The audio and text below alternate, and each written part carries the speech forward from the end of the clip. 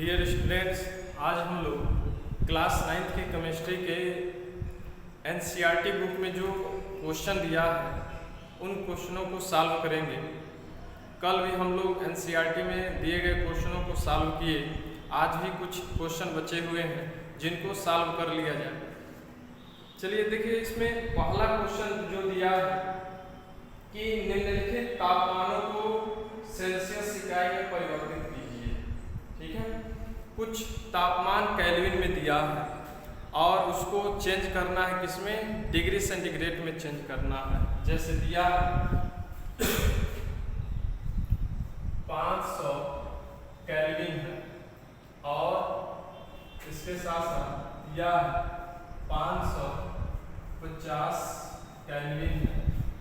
ठीक है, 500 केल्विन है और एक दिया 550 केल्विन है और इसको चेंज करना है किसमें, डिग्री सेंटीग्रेड में। तो आप लोग जानते हैं कि 0 डिग्री सेंटीग्रेड बराबर होता है 0 डिग्री सेंटीग्रेड बराबर होता है 273 केल्विन होता है।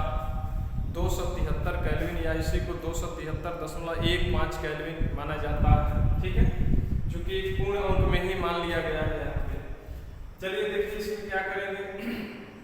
डिग्री सेंटीग्रेड में जब चेंज करेंगे तो जो केल्विन का मान दिया है उस केल्विन में से 273 क्या करेंगे, घटा देंगे, जिससे डिग्री सेंटीग्रेड में ताप आ जाएगा।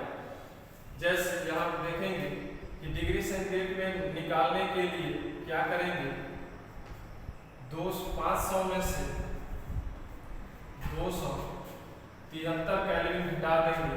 तो इसमें से घटाएंगे तो 10 से 3 7 बचा। इसके अलावा यहाँ पे 9 में से 7 2 बचा। ठीक है, और यहाँ पे 4 में से, यानी इतना डिग्री सेंटीग्रेड हुआ। कितना होगा, इतना डिग्री सेंटीग्रेड हुआ। ठीक है, तो ये रहा 227 डिग्री सेंटीग्रेड तापमान आया। ठीक है, दूसरा देखेंगे, दूसरे का सॉल्व जब किया जाएगा, दूसरे का देखेंगे डिग्री सेंटीग्रेड मान ज्ञात करना है। तो 550 में से 273 केल्विन घटाएंगे तो देखिए इसमें क्या होगा, यहाँ पे जो होगा 7 और यहाँ पे 4 है, तो यहाँ पे हो जाएगा 14 में से 7 और यहाँ पे 4 में से 2, यानी इतना डिग्री सेंटीग्रेड ताप आया, यानी 277 डिग्री सेंटीग्रेड ताप आया। तो ये याद रखिएगा, कभी भी केल्विन में तापमान दिया है और उसे डिग्री सेंटीग्रेड में चेंज करना है तो दिए गए केल्विन के तापमान को 273 केल्विन से घटा देंगे तो शेष जो मान प्राप्त होगा वह डिग्री सेंटीग्रेड में प्राप्त होगा। ठीक है, तो ये पहला क्वेश्चन है।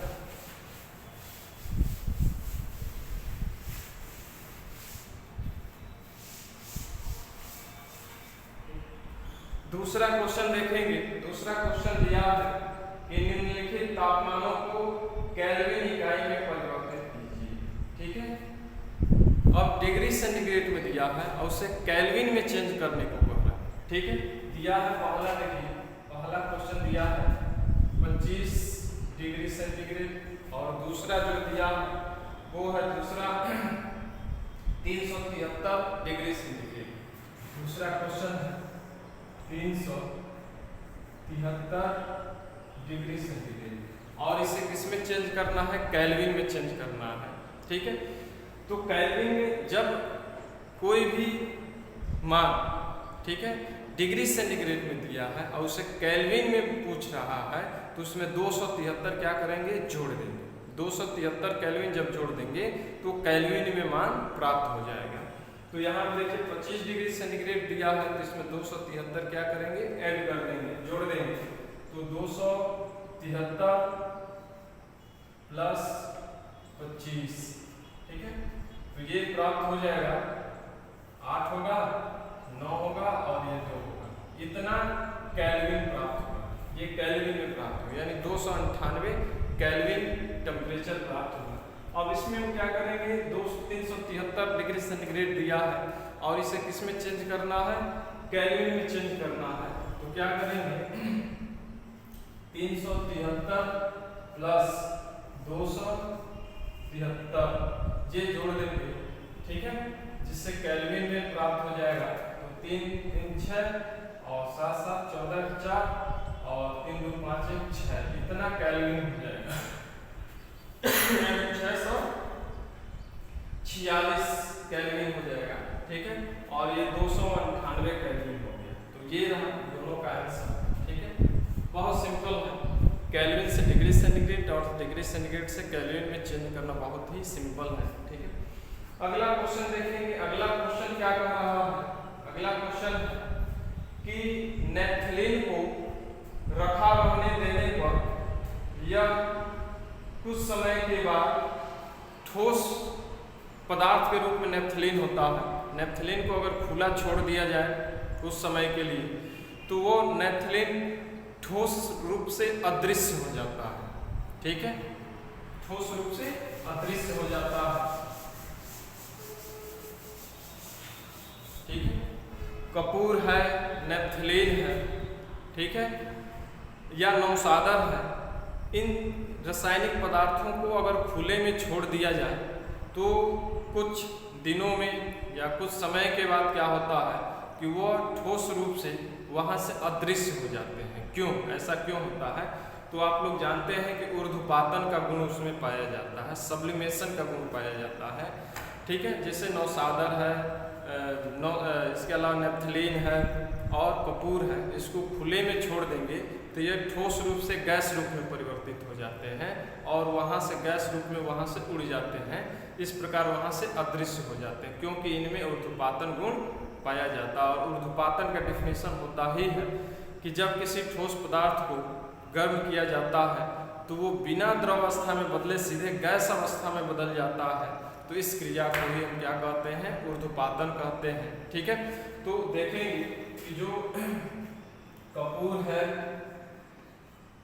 ठीक है, कपूर है, ठीक है, जब टेम्परेचर इसको मिलता है क्योंकि यह ठोस अवस्था में होता है, ठीक है, और ये किसमें चेंज हो जाता है? गैस अवस्था में चेंज हो जाता है, ठीक है। इस क्रिया को ही हम क्या कहते हैं? ऊर्ध्वपातन कहते हैं। क्या कहते हैं? ऊर्ध्वपातन।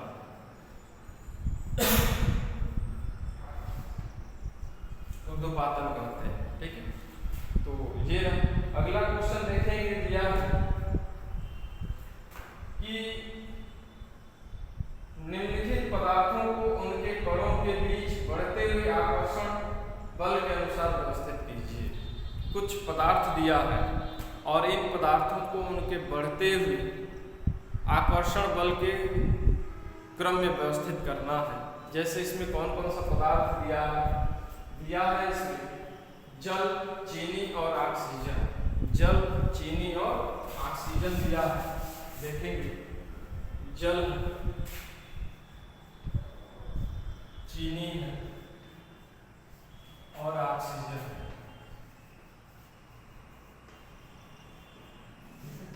ये 3 पदार्थ दिया है और इनके बढ़ते हुए कणों के आकर्षण बल के क्रम में व्यवस्थित करना है।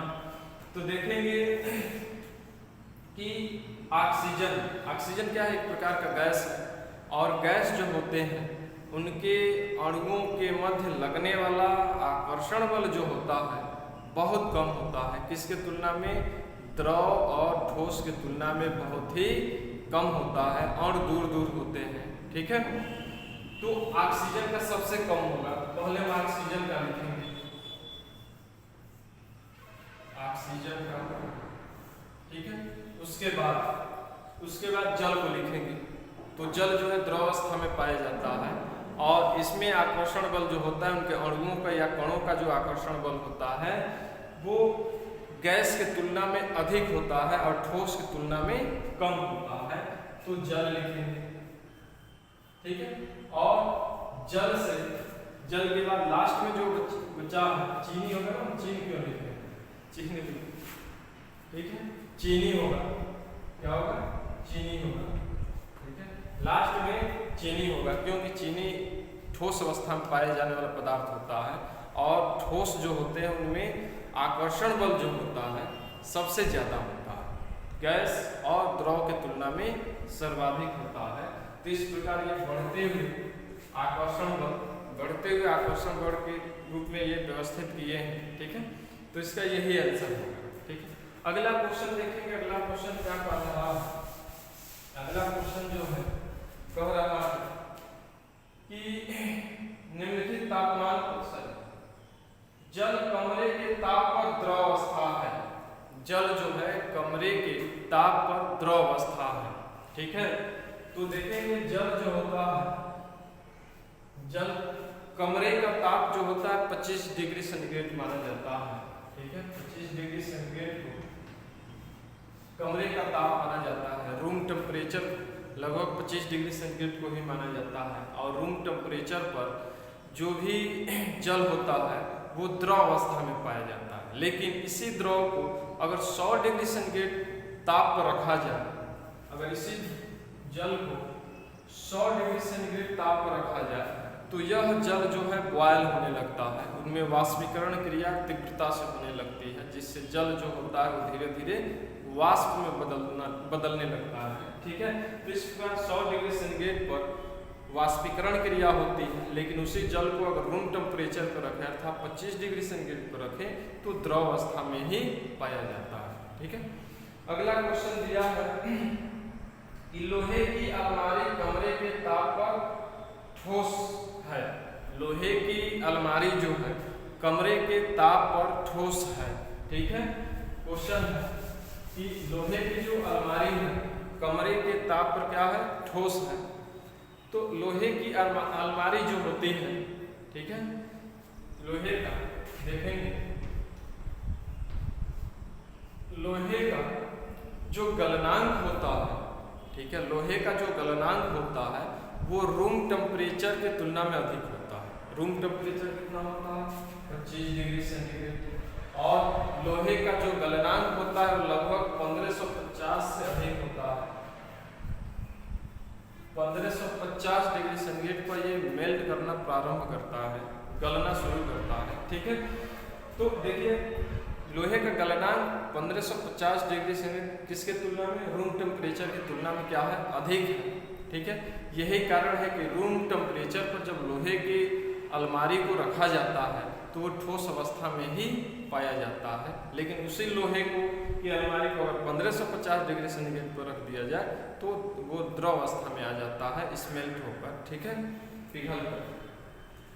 अगला क्वेश्चन दिया है कि उबलते हुए जल अथवा भाप में से जलने की तीव्रता किसमें अधिक होती है? उबलते हुए जल या भाप में, इन दोनों में जलने की तीव्रता सबसे ज्यादा किसमें होती है? देखेंगे आप कि जो जल होता है, उबलते हुए जल में अगर हाथ डाला जाए और उस उबलते हुए जल से जो भाप निकल रहा है उस भाप पर हाथ रखा जाए तो इन दोनों में सबसे जल्दी जलेगा किसमें हाथ? ठीक है, तो देखेंगे कि जो जल है, उबलते हुए जल जो होता है, उबलते हुए जल जो होता है वो 100 डिग्री सेंटीग्रेड पर क्या होता है? उबलता है। जल जो है जल का क्वथनांक 100 डिग्री सेंटीग्रेड होता ही है। 100 डिग्री सेंटीग्रेड को बॉयल होता है। ठीक है, और जो भाप होता है, ठीक है, भाप जो होता है, भाप का गुप्त ऊष्मा जो होता है इस जल के क्वथनांक से अधिक होता है। भाप का देखेंगे कि भाप का जो होता है 100 डिग्री सेंटीग्रेड से अधिक होता है। भाप का जो टेम्परेचर होता है, ठीक है, भाप में गुप्त ऊष्मा अधिक होती है। गुप्त ऊष्मा अधिक होने के कारण भाप के टेम्परेचर जब उबलते हुए जल के तुलना में उस टेम्परेचर अधिक होता है, जिनके कारण भाप में हाथ तीव्रता से जलती है और जल में जो है, जल में भाप के तुलना में हाथ कम जलती है। ठीक है, तो ये रहा। अगला लास्ट क्वेश्चन है। लास्ट क्वेश्चन देखेंगे, दिया है बुक में, लास्ट क्वेश्चन दिया है, उसको बना दिया जाए। ये ठोस है, ठोस से द्रव, द्रव से गैस, ठीक है,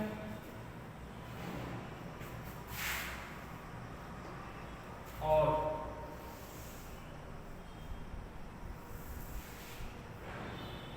देखिए इसमें अवस्था परिवर्तन बताना है, इस प्रकार मानचित्र बनाकर दे दिया है, ठीक है। और बताना है कि कौन सी भौतिक व्यवस्था इसमें होती है जिनके कारण पदार्थ की एक अवस्था दूसरे अवस्था में परिवर्तित होता है। तो देखेंगे कि ठोस जो है, ठोस जब द्रव में बदल जाता है तो इस क्रिया को हम क्या कहते हैं, ठोस को द्रव में बदलने की क्रिया को हम गलन कहते हैं। क्या कहते हैं? गलन, गलन, ठीक है, गलन कहते हैं, स्मेल्टिंग कहते हैं, ठीक है।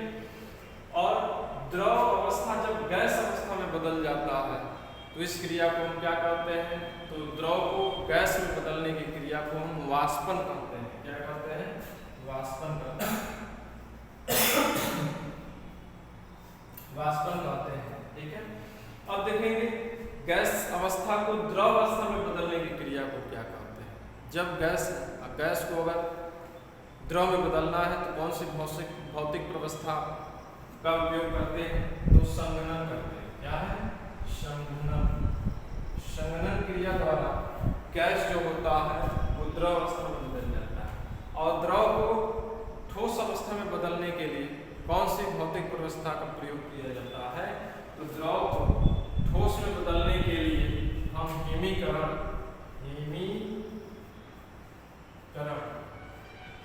फ्रीजिंग क्रिया करते हैं, फ्रीजिंग क्रिया या हिमीकरण क्रिया करते हैं, ठीक है। ठोस को गैस में बदलने की क्रिया को क्या कहते हैं, तो ऊर्ध्वपातन कहते हैं, ऊर्ध्वपातन कहते हैं, ठीक है, ऊर्ध्वपातन कहते हैं, ठीक है। गैस को ठोस में बदलने की क्रिया को क्या कहते हैं, तो इसको निक्षेपण भी कहा जाता है। निक्षेपण, निक्षेपण, निक्षेपण कहा जाता है, ठीक है। या कुछ बुकों में इस प्रकार दिया, ऊर्ध्वपातन ही दिया है, ठीक है। तो ये भौतिक व्यवस्थाएं हैं जिनके कारण जो भी पदार्थ है एक अवस्था से दूसरे अवस्था में परिवर्तित होता है। ये सभी चीज़ें मैं आप लोग को बता चुका हूँ, लेकिन यहाँ NCERT बुक में कुछ क्वेश्चन दिए हैं जिनको सॉल्व करना जरूरी था, तो इसको सॉल्व कर दिया। आप लोग घर पे से बढ़िया से पढ़ लीजिए और इसको अपने कॉपी में लिख भी लीजिएगा, ठीक है। तो आज के लिए बस इतना ही, फिर हम लोग अगले चैप्टर के बारे में अध्ययन करेंगे।